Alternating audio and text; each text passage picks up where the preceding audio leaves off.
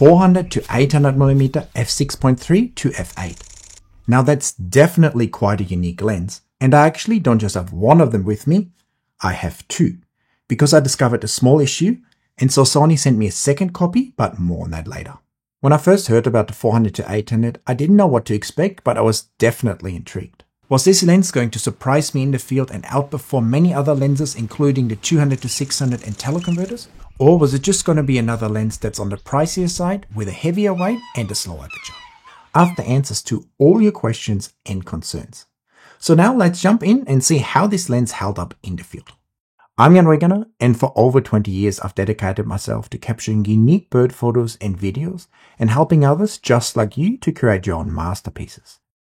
When you grab the 400 to 800 for the first time, you'll notice that it has a little bit of weight to it, but at the same time it lies very nicely in your hand, and the internal zoom design with a very short throw zoom ring works very nicely, and zooming from 400 to 800mm and back is a breeze and can basically be done with just one finger.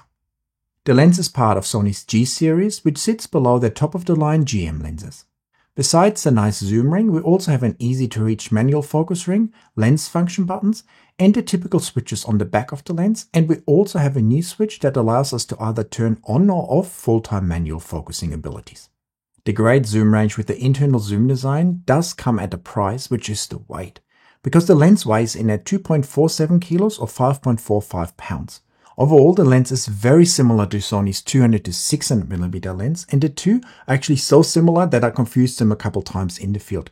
Side by side, you can see that the 400 to 800 is a little bit bigger and heavier, but how the two lenses feel and handle in the field is very similar. If you can handle the 200 to 600 in the field, you'll also have no trouble with the 400 to 800. But if you feel like that this lens is already on the heavy side for you, you might have to look for a lighter alternative, and the 400 to 800 will then definitely be a bit too heavy. So while the 400 to 800 is not a lightweight lens, I used it exclusively handheld and didn't have any trouble handholding it even for longer periods of time, even though at the end of the day I definitely felt it in my arms. Compared to Canon's 200 to 800mm lens that comes in at just 2 kilos or 4.5 pounds, the 400 to 800 is definitely bigger and has less range, but at the same time it has an internal zoom design, unlike this lens, and the 400 to 800 also has higher end coatings on the lens and better weather sealing. The aperture range of the 400 to 800 goes from f6.3 at 400mm to f8 at 800mm. And the interesting part here is that from about 590mm onwards, the 400 to 800 is already at f8. So if we compare that to the Sony 200 to 600, that it is f6.3 at 600mm, we lose 2/3 of a stop compared to that lens. Now whether 2/3 of a stop are a big deal in the field or not, we're going to talk about later, but it's definitely a big difference between the two lenses. The 400 to 800 also comes with a newly designed lens hood that I really like.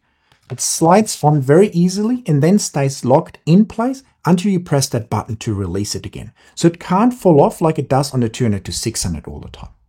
And this lens hood also has another great feature, an opening, so you can open that, put your finger in and turn like a circular polarizer, for instance. Even though I don't know how many people actually use 105mm filters. Do you? What I also like about this filter opening is that it actually stays shut when you shut it, like it locks into place. Unlike on the Canon 100 to 500, for instance, where this slides open by itself all the time and then lets dirt and light in. This one stays shut until you properly open it, and then it also stays open until you shut it. So great design. Unlike the Canon 200 to 800 that comes with this strange non-removable lens foot, the lens foot on the 400 to 800 can definitely be removed. You just need to loosen 4 screws and then you can take the foot off. So if you want to use the 400 to 800 on a tripod, you will either need to buy a replacement lens foot that lets you put it on a tripod, or use one of these lens plates like I have on the 200 to 800. When it comes to the minimum focusing distance at 800mm, the 3.5 meters or 11.5 foot are adequate, but not something you get too excited about. In some situations I wasn't able to focus, but in most situations the minimum focusing distance was fine. When the lens and a few cameras arrived at my house, I instantly grabbed the A9 III and the 400 to 800 and went out to my backyard trying to photograph birds in flight. Because in the past I've gotten fabulous results with the A9 III and Sony's f4 600mm prime lens, and so I thought using the new lens on the A9 III trying to get some flight shots would be a fantastic first test. At first there was not much going on except for two baby kookaburras hanging out on one of my perches, but because it was quite a cute scene, I snapped a few photos, and when I zoomed into the files I could instantly see some good sharpness, which I found very encouraging and made me look forward to using the lens more. After a little while, finally a flock of doves and pigeons showed up, and I was able to get a few beautiful flight shots in no time. To be honest, taking flight shots with the A9 III almost feels a little bit like cheating, because you're basically guaranteed amazing results every single time. The 120 frames per second just allow you to capture so many great different wing poses that you're basically getting at least one good shot from every time you're trying. But of course, the lens also needs to be able to keep up with that high frame rate and that high-paced autofocus, and the 400 to 800 was definitely able to do that. The only downside is that I have to use quite high ISOs to get enough shutter speeds, so a good workflow to remove the noise like I teach you in my Lightroom and Photoshop masterclasses is important. A few days ago, I decided to take the lens to one of my favorite beach spots where you can always find some awesome birds. And on my way there, I decided to stop at a spot in a housing estate where you can usually find some Pacific golden plovers that spend their winter in the northern hemisphere down here in the hot Australian summer sun. When I got there, the light was already quite harsh and I was afraid I wouldn't get any photos, but then a few small clouds rolled in and I was able to get this one photo that I really liked. And you wouldn't think that this shot was taken on a small channel in the middle of a housing estate, would you? Once I got to the beach, a few more clouds rolled in, but I actually like that kind of weather there because it gives me some beautiful, nice and soft colors. Looking around, I quickly found a group of oyster catchers and masked lapwings that put on a show for me. And because the distance between me and the birds can vary a fair bit here, I decided to put the 1.4 teleconverters on this lens, giving me a 560 to 1120mm zoom range, which worked fabulously in the field, and overall the performance was also still very nice, giving me some beautiful images. What I love in this spot in particular is that you can get such beautiful colors and nice and smooth out of focus backgrounds. The highlight of my day definitely was when I found a family group of sacred kingfishers hunting for little fish and crab in the mangroves. At this beach, the birds love sitting at smaller dead trees, and with the right approach you can actually get quite close to them. And here the power of the A9 III's 120 frames per second showed again, because I was able to capture some beautiful kingfishers in flight, which is definitely not an easy task. My favorite scene of the day was when two young sacred kingfisher briefly landed on the same perch together, allowing me to get this beautiful image with a nice and smooth out of focus background, the interesting perch and the two birds interacting. Because of the relatively slow aperture of f8, I was basically shooting at ISO 1600 and beyond all the time. So that definitely requires you to use good noise reduction software and have a great editing workflow to get the best possible results. Speaking of editing, learning a good and efficient workflow that gives you high-end results with ease is very important for every photographer. And I would love to help you to achieve exactly that with my Lightroom and Next Generation Photoshop Masterclasses.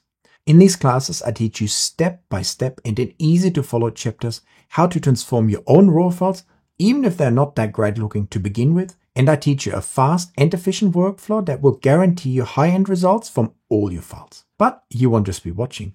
I'm also providing you with my own RAW files so you can edit right alongside me.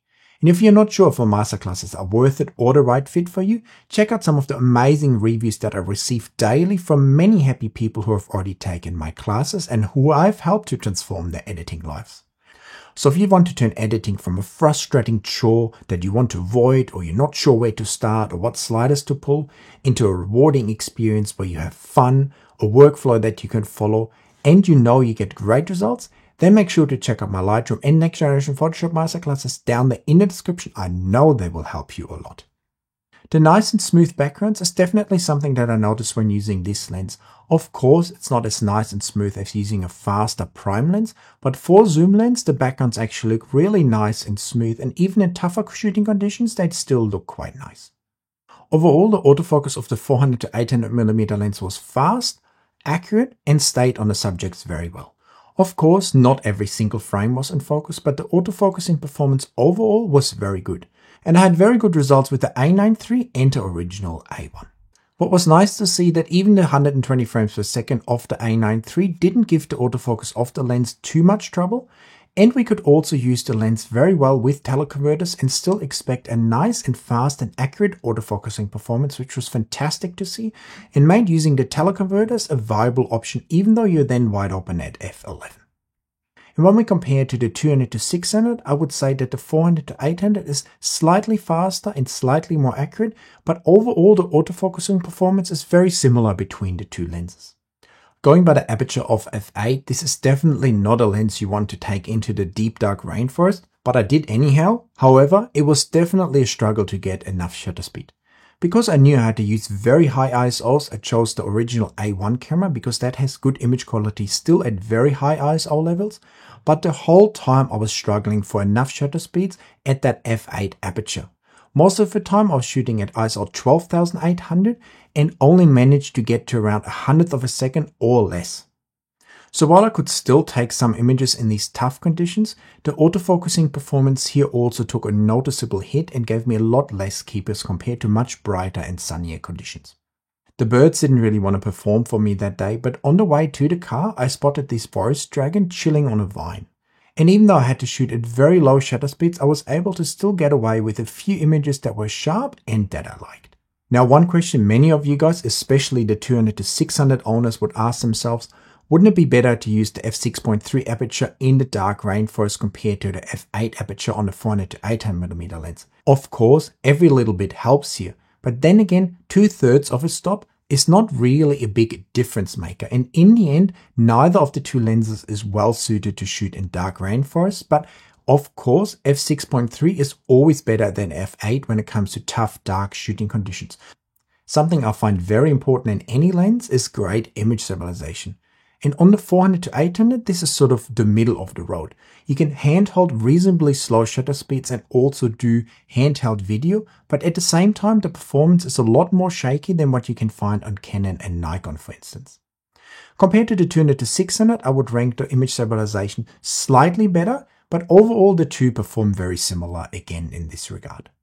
One way to get around a slightly more shaky performance is to use slow motion video.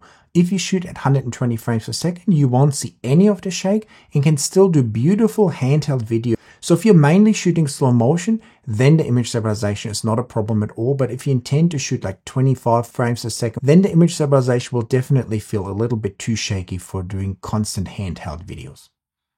Where I noticed the difference in image stabilization performance the most is between the bare 400 to 800 and the 200 to 600 with the 1.4 teleconverter attached. Because once you attach the teleconverter to the 200 to 600, the footage on the long end becomes noticeably more shaky, and the 400 to 800 has an advantage then. Where the 400 to 800 definitely surprised me is image quality and sharpness, because it's excellent.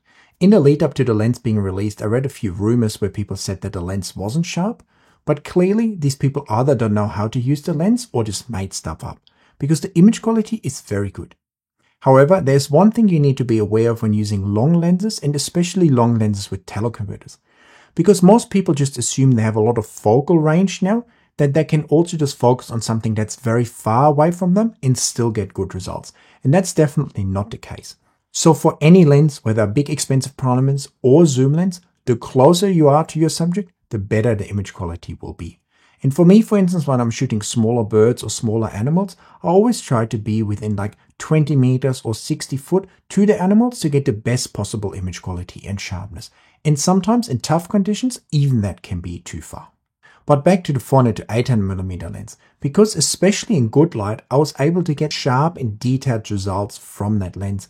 And even a big prime lens would have a tough time giving me a much better result. And even with the 1.4 teleconverter at f11 and 1120mm, I was still able to get beautiful, nice and sharp images. With many zoom lenses, and this one in particular, you have to be aware that you will end up using very high ISOs most of the time, even in quite good light. So that definitely requires you to use good noise reduction software and have a great editing workflow to get the best possible results. The 400 to 800 seem to be the sharpest across the range. Sharper than the Canon 200 to 800 and also sharper than the 200 to 600 at 600mm wide open at f6.3. Once I stopped down the 200 to 600 to f8, I thought that the sharpness was very similar between the two lenses. What I found quite interesting as well is that the backgrounds basically look the same even though the 200-600 is at f6.3 and the 400-800 is at f8. What I also noticed, and most of us already knew, is that the 200-600 is somewhat short on the long end, has a lot of focus breathing. And this is where the 400-800 is definitely better. So for instance, with both lenses at 600mm, the bird is a little bit bigger in the 400-600 because it has better focus breathing compensation, giving us a larger subject. If we put the 1.4 teleconverter on the 200-600mm lens, things start to look very different. While at 600mm both lenses were still somewhat similar, at 840 and 800mm the two lenses now look very different, because the f9 840mm of the 200-600 with the 1.4 teleconverter definitely looks softer than the 800mm f8 on the 400-800mm lens. And only stopping down to f11 or f13 brings back all the sharpness into the 200-600 with the teleconverter. So in this scenario, the 400-800 not only is faster, but also gives us much sharper results. Overall, the performance of the 200-600mm lens is very good. It's nice and sharp and still works with the teleconverter, giving us a similar reach to the bare 400-800. However, once we go to that 600-800mm range, the 400-800 has a clear advantage, giving us sharper results, faster autofocusing, and better image stabilization. The main advantage of the 200-600mm lens is its ability to shoot at f6.3 and 600mm. So here we gain 2/3 of a stop. What sets the 400-800 apart is its ability to also take the 1.4 teleconverter very well, giving us a 560-1120mm lens. I even dared to put the 2x extender on the 400-800, giving me up to 1600mm, but wide open at f16, and I wouldn't say that that is very usable in the field anymore, but in emergency situations this can still work, even though image quality, autofocus accuracy and image stabilization will take a big hit then. One thing I noticed when using the 1.4 teleconverter on the 400-800, and the reason that Sony sent me a second copy, is that in certain lighting situations a blue dot started to show up in my images. Without the teleconverter or the 2x teleconverter, I was not able to see the blue dot. But whenever I put the 1.4 teleconverter on and I had a dark subject in a bright background, I had a blue dot appearing in the center of my frame whenever I moved the lens around, and certain light seemed to hit the front element. This is actually not the first time that I've seen a blue dot like this. I also had it appear on my Canon 100-500mm lens when filming at under 300mm in similar lighting situations at the beach as well. That lens is currently with Canon for them to have a look at it. So it seems like that in certain lighting situations, especially on zoom lenses, this kind of dot can appear when something is reflecting in the lenses. Interestingly, I was also able to reproduce the same problem with the 200-600mm lens and the 1.4 extender in similar lighting situations. Now, before you say my teleconverter is broken, I also consulted with my friend Dwight, who can reproduce the same issue on both of his lenses and different teleconverters. So there definitely seems to be something going on with the 1.4 teleconverter that maybe caused some sort of reflection within this kind of lens design. Definitely something for Sony to look into, and for now we don't know, but I thought I mentioned in this video so you're at least aware of it if it might appear in your images. For photos it's really not a problem because you can just desaturate it, but for video it can be a little bit more annoying and something you need to be aware of if you intend to use these lenses with the teleconverter in certain lighting situations. From my comments in this video so far, you can probably tell already that I prefer the 400-800 over the 200-600mm lens. It definitely comes with some downsides, mainly the price and the weight, but it does make up for it with better overall image quality and much more reach on the long end. When it comes to size, price, weight and aperture, the 200-600 is actually the clear winner up to that 600mm range, because it's smaller, has the faster aperture, weighs less, gives us the ability to zoom out all the way to 200mm, and also costs almost $1,000 less than the 400-800, which will cost $2,899. Having 400mm as your widest option in certain situations can definitely be a challenge, and you might clip a wing. That definitely happened to me. So if you're using the 400-800 as your main lens, it might be a good idea to either get a 100-400 or maybe a 70-200 to cover that wider end of the range. To me, the 400-800 is basically the de facto replacement of the 200-600mm lens, because there's simply so much overlap between the two lenses, and then you get the advantage of the long end with the new lens. So unless you find yourself shooting below 400mm a lot, I think you would be quite happy with the upgrade on the long end. What are your thoughts on this lens? Are you intrigued by it? Are you put off by the size and the price? I'd love to hear from you in the comments, especially if you already own the 200 to 600mm lens. Are you looking at the 400 to 800 or are you sticking to what you got? Let me know in those comments. Also give me a thumbs up for the video, check out my channel membership and my masterclasses, and hit that subscribe button, and I'll see you guys in another video very soon. Bye!